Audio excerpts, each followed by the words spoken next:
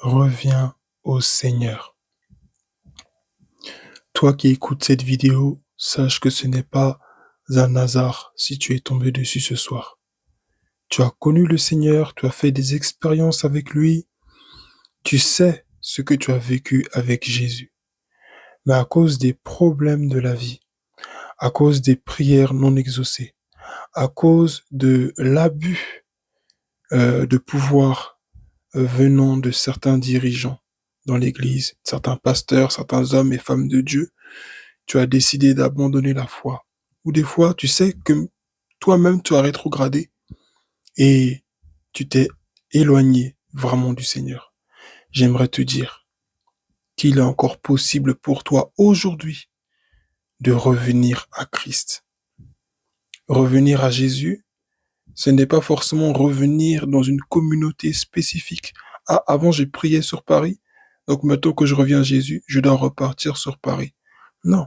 Si tu habites à la campagne, dans un autre endroit quelque part, dans un autre pays, reviens au Seigneur là-bas où tu es. Mais sache que Dieu ne t'abandonnera pas. La Bible nous dit que Christ ne met pas dehors celui qui vient à lui. Reviens à Jésus.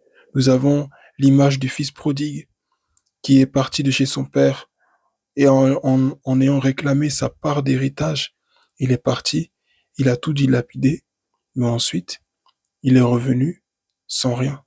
Lorsque son père l'a vu de loin, je saute les diverses parties et les répliques, lorsque ce fils prodigue en question euh, est aperçu par son père n'attend même pas que son fils frappe à la porte.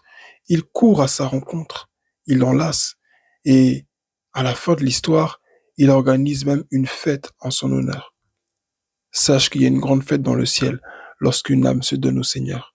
Et je n'ose même pas imaginer la fête qu'il doit y avoir lorsqu'une âme décide de revenir au Seigneur après s'être éloignée. Jésus t'attend.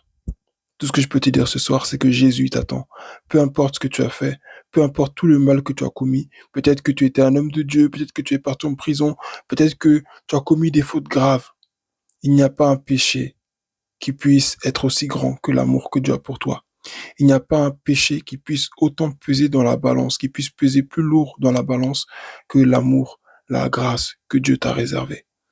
Alors n'écoute pas toutes ces voix de, de rejet, ces voix de tu n'es pas assez propre, tu n'es pas assez ceci. Personne n'est assez saint.